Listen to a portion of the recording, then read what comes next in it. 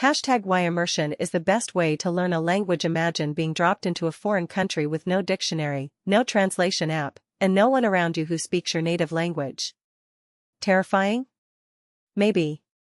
But here is the fascinating truth, that terrifying scenario is actually the most powerful language learning environment that has ever existed. Today, we are going to break down exactly why immersion works, what the science says about it, and how you can recreate it even if you never leave your hometown. Language learning has been around as long as humans have been meeting other humans who speak differently.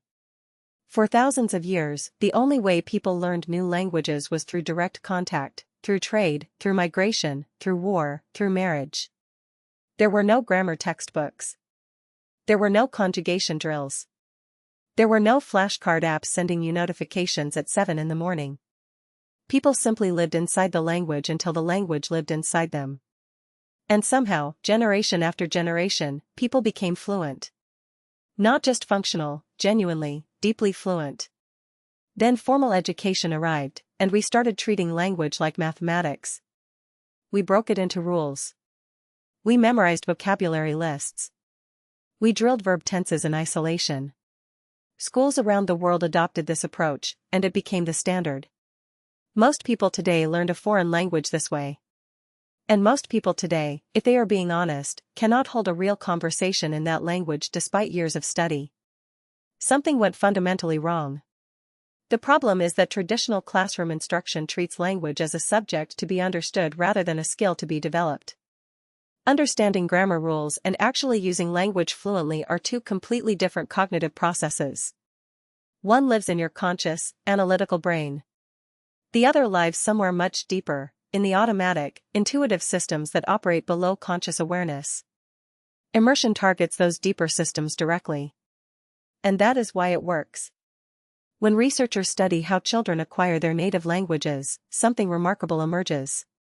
Children are not taught grammar rules before they start speaking. They are not given vocabulary lists. They are not corrected constantly. Instead, they are simply surrounded by language and context, language attached to real emotions, real objects, real situations, real relationships. By the time an average child reaches school age, they have processed somewhere between 10,000 and 40,000 hours of language input. That is an extraordinary amount of exposure before a single formal lesson ever takes place. Stephen Krashen, a linguist at the University of Southern California, spent decades building what became known as the input hypothesis. His central argument is that language acquisition happens not through conscious study, but through comprehensible input, exposure to language that is just slightly above your current level. Not so difficult that it becomes noise, not so easy that it offers no challenge. Krashen called this level I+1, where I represents your current competence. Immersion environments naturally produce this condition because you are always surrounded by real language being used for real purposes, and context helps you bridge the gaps in understanding. This is critically different from what happens in a classroom. In a classroom, input is carefully controlled, simplified, and presented in isolation. You learn the word for apple before you learn the word for orchard. You conjugate verbs in present tense before you ever hear them used naturally in conversation. The scaffolding feels logical, but it creates an artificial relationship with the language that does not match how your brain actually acquires linguistic competence. Studies comparing immersion programs to traditional instruction have produced some striking results. A comprehensive review published in the journal Language Learning found that students in immersion programs consistently outperformed traditionally taught students in speaking and listening skills, even when they had technically received fewer hours of formal instruction. The quality of exposure matters far more than the quantity of explicit teaching. Now, here's where things get particularly interesting and practical. Most people hear the word immersion and assume it requires a plane ticket. It does not. What immersion actually requires is sustained, meaningful contact with the target language. The geography is secondary. The quality and consistency of exposure is everything. Consider what modern technology has made possible. You have access to streaming platforms carrying television shows, films, and documentaries in dozens of languages. You have podcasts recorded by native speakers discussing every topic imaginable. You have YouTube channels, news websites, social media communities, and language exchange apps connecting you with native speakers anywhere on the planet. The raw material for immersion has never been more accessible in human history. What separates successful language learners from unsuccessful ones today is not access, it is strategy and consistency. The core principle of effective home immersion is this: maximize the time your brain spends processing the target language in meaningful contexts. This means changing your phone's operating system to the target language. It means watching your favorite television shows dubbed or subtitled in that language. It means listening to music in that language while you exercise. It means reading simple news articles or children's books in that language during your morning coffee.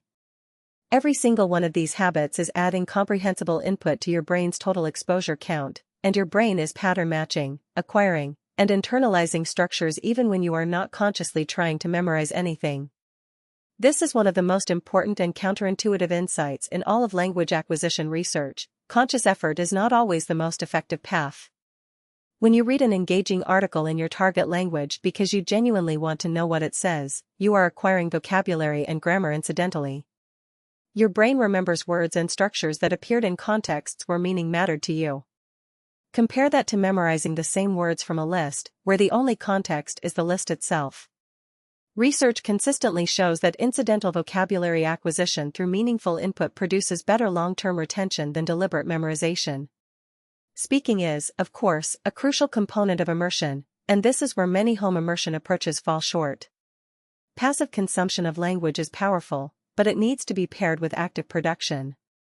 Language exchange platforms like Tandem and HelloTalk connect you with native speakers who want to learn your language in return.